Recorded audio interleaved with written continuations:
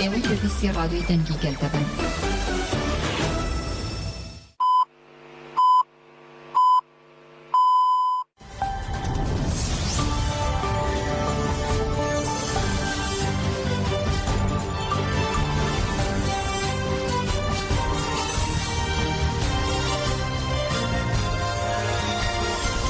سڵاوتان لەبێ بەرمەتی هاوکارانم هەوڵەکانم ڕۆ چوارشەمە 20 دیسەمبەری 2023 پێشکەشەکەین. بە گوێرەی ئەنجامی بەڕای کۆمیسیۆنی باڵای سەربەخۆ هەڵبژاردنەکانی عێراق یەکێتی نیشتیمانی کوردستان لەژێر ناوی هاوپەیمانی کەرکووک هێز و ئیرادەمانە لە پارێزگای کەرکووک زۆرترین دەنگی بەدەستێناوە کە 139333 دەنگ دەکا بەمەش 5 کورسی پارێزگاکەی مسۆگەر کردو.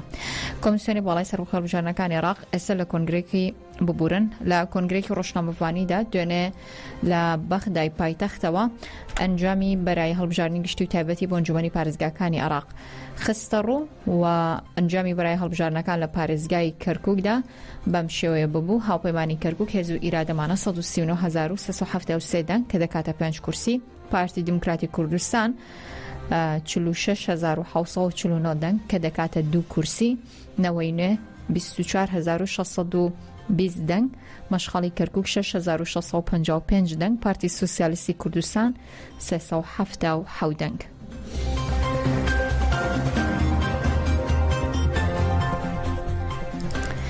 لە پاش ڕاگەاندنی ئەنجامی بەرای هەڵبژاردننی ئەنجومەنی پارێزگاکانی نینەوەش قاسم کەشکۆ کاندیدی ئیزیدەکانی پادێ لە شوێنگال سەرکەوت بۆ بۆنەشۆ لە شوێنگال و دەوروبەری خەڵکی دەستیان بە ئەنگێڕان و پیرۆزبایی کرد. کۆمیسیۆنی باڵای سەربەخۆ هەڵبژاردنەکانی عێراق لە کۆنگرێکی ڕۆژنامەوانیدا لە بەخدای پایتەخت ئەنجامی دوای ڕاگەاندنی ئەنجامی بەرای هەڵبژاردننی ئەنجومەنی پارێزگاکانی عێراق بە گوێرەی ئەنجامەکان لیستێکی گەلانی نینەوە لەسەر ئاستی پارێزگای نینەوە 45939 دەنگی بەدەستێناوە، تێدا قاسم کەشکۆ کاندیدی پارتی ئازادی و دیموکراسی ئیزیدی پادێ لەسەر لیستی یەکێتی گەلانی نینەوە سەرکەوتووە.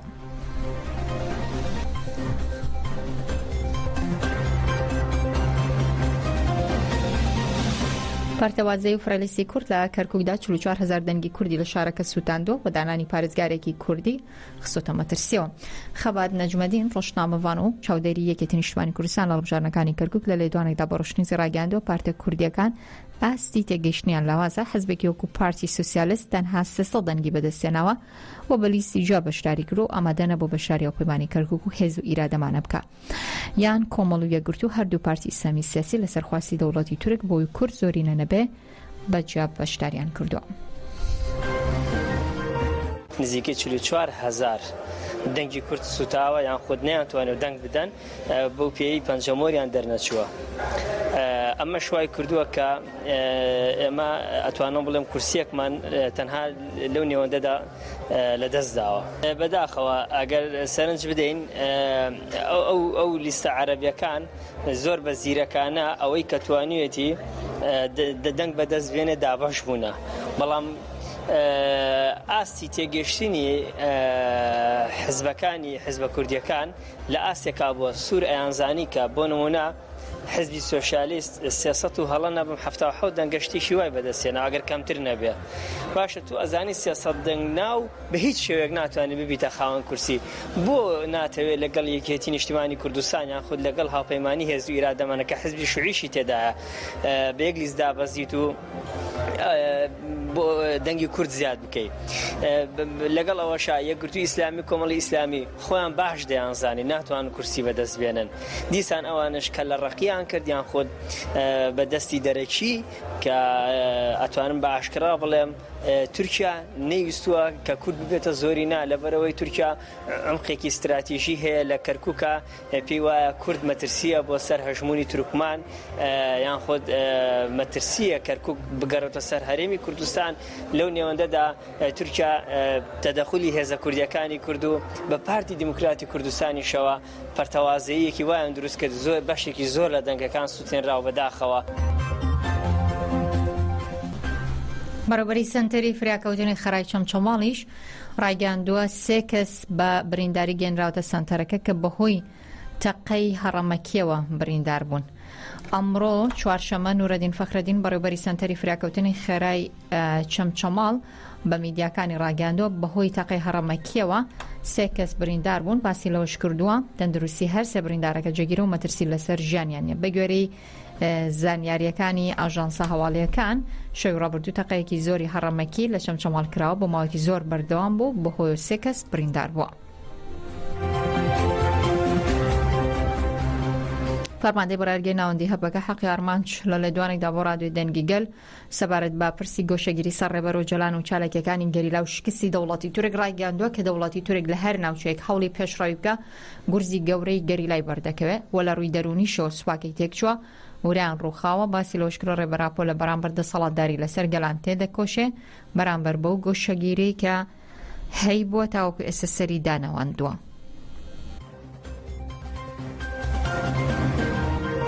تشتێکسا دیرۆکێدا نهاتیە دیتن ئێنال هەمبەرێ هەم سەریدا ڕێبەراپۆ دناوە بەرخۆدانیەکیدا سەری لە هەمبەرێ زۆڵمێ تەژیت و دەهاتمێک و لە هەمبەر ڕێبەراپۆ لەمەشن سەری ناتەوە تم سەکنێک بەرخەدێر نیشاندا و ئەv سەکنا ڕێبەر ئاپۆ ئیمرانێ ئیرۆ تەوای کوردستانی گەلێ کورد هەمبەر vê tejîtê tekoşîn dikin serî de wezî bas kir pêngava wek kampanyekî dest pê kir alî dostê gelê Kurd biyanî ve dest pê kir di dihê cotmehê de dest pê kir û her çûsa tewayê Kurdistanê gelê Kurd beşdar bû her çi fereh dibe herî dawî jî xwe hevalê me ê girtîgeha ji rojê heyanha hêzê de tir îder hene hemî welatê cîhanê pêş kir.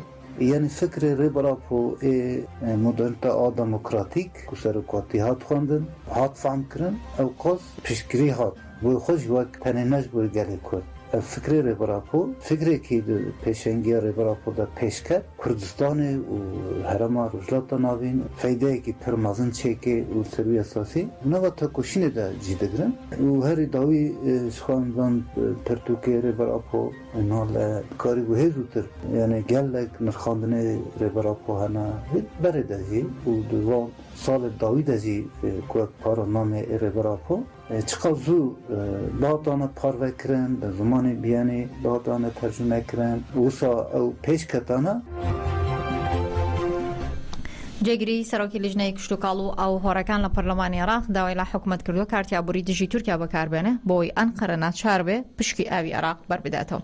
حسێن عەلی مەردان جێگیری سەرۆکی لیژنەی کشتوکاڵ و ئەو هۆڕەکانی پەرلەمانی عێراق لەبارەی گرتنەوەی پشکی ئاوی عێراق لەلایەن دەوڵەتی تورک و ڕایگەاندووە تورکیا بۆی دروستکردنی بەنداوەکانی پشکی ئاوی عێراقەوە بڕیوە هەروە تورکیا پابەندی ڕێکەوتنەکانی ئاو نییە ئەمەش بووەتە هۆی ئەوەی زۆربەی ناوچەکانی عێراق ڕوبەڕووی وشکە ساڵێکی سەخت ببێتەوە. ئەمەشی بۆ شکرە لە ئێستادا عێراق پشت بە ئاوی باران بۆ زۆر کشتوکاڵەکان دەبەسێ هەروە داوای لە حکومەتی عێراق کردووە هەنگای بەپەلە بنێ بۆ فشار خستن سەر تورکیا بمبەسی بەدەستێنانی مافی ئاوی خۆی. پێشترێژ ڕەفیق هاشم ساڵحی ئەندامی لیژنەی کشتوکاڵ و ئەو هۆڕەکانی پەرلەمانی عێراق ڕایگەاندبوو کە تورکیا ڕێگری لە بەردانی پشکی ئاوی عێراق بۆ ڕووبارەکانی دیجلە و فرات دەکات. دەوڵەتی تورکیا لە ماوەی ساڵانی ڕابردوودا سیاسەتی دژمنکارانی خۆی لە دژی عێراق پەرەپێداوە پشکی ئاوەکەی بۆ 170 کەم کردێتەوە ئەمە جگەلەوەی ڕۆژانە هێرشی سەربازی بۆ سەر هەرێم و عێراق ئەنجام دەدا و خەڵکی مەدەنی دەکاتە ئامانج.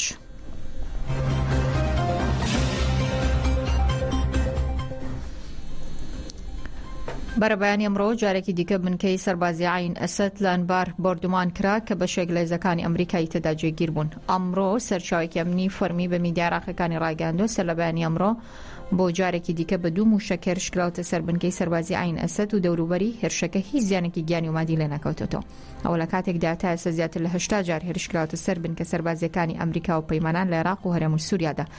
لە ماوەی ڕابردوودا وتەبێژی فەرماندەی گشتی هێزە چەکدارەکانی عێراق ڕایگەاندووە دوای لێکۆڵینەوەکانیان لەو هێرشەی کە بۆ سەر باڵۆزخانەی ئەمریکا و چەند بارگایەکی دیکە ئەنجامدرا و چەند کەسێکیان دەستگیر کردووە بە تۆمەتی ئەنجامدانی و هێرشانە. دەشت لە هێرشەکانی سەر بنکەی سەربازی و نوێنەرایەتی دیپلۆماسیەکانی وڵاتان لە عێراقدا کاریگەری بۆ سەراسایش و سەقامگیری وڵات هەیە.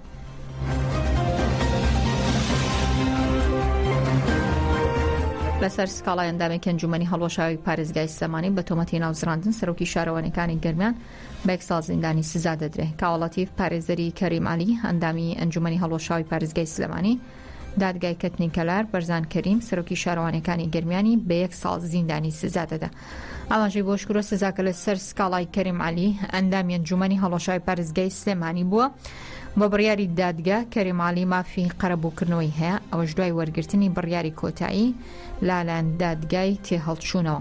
ئەو پارێزەر ئاماژەی بۆ شتا هەوڵی پێداچوونەوە بە بڕیارەکە دەدەن و داوای سزای زیاتر دەکەن.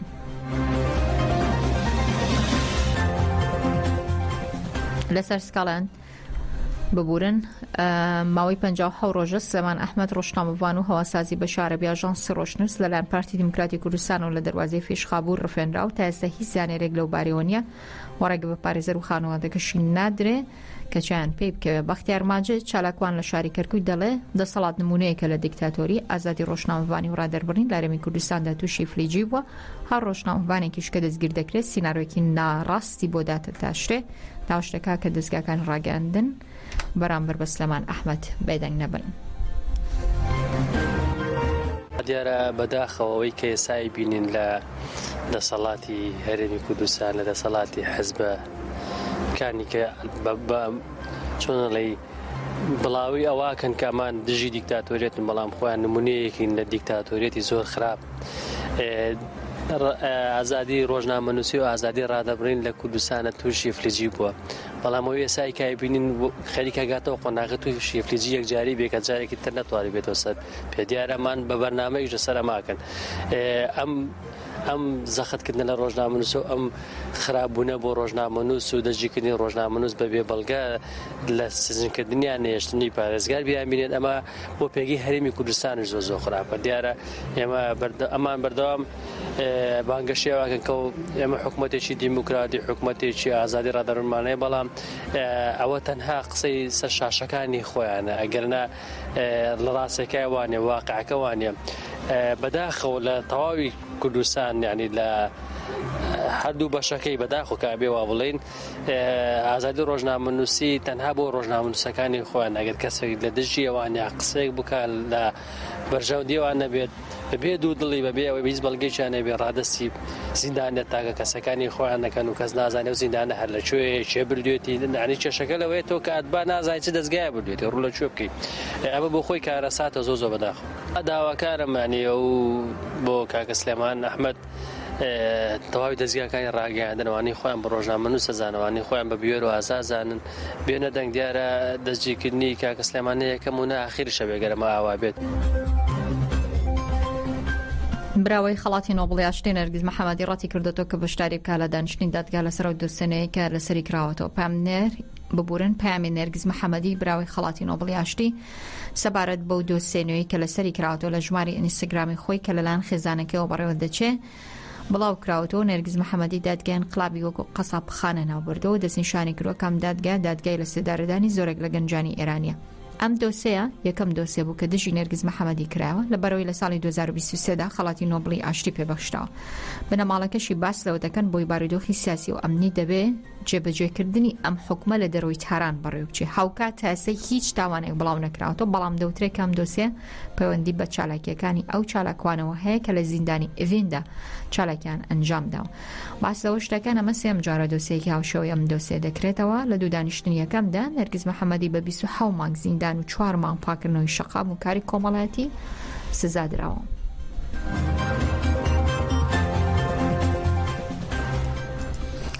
کارتی تەندروستی لە کارتی غەزە بەردەوامە لە تێکچوون بۆی بەردەوامی شەڕ و هێرشەکانی ئیسرائیل و ڕێکخراوی تەندروستی جیهانیش هۆشداری دەدا لە بڵاوبوونەوەی پەتایەک بەبێەوەی جۆرەکەی دیاری بکرێ. مارگریت هاریس وتەبێژی ڕێکخراوی تەندروستی جیهانی ڕایگاندۆ بەڵگە ئاماژە هەیە بۆ بڵاوبوونەوەی پەتایەکە مەترسی لەسەر دانیشتوانی غەزە بە تایبەتی منداڵان دروستەکە بۆ پێی ژمارەی منداڵە ئاوارەبووەکان گەیشتۆتە 1 ملیۆن منداڵ.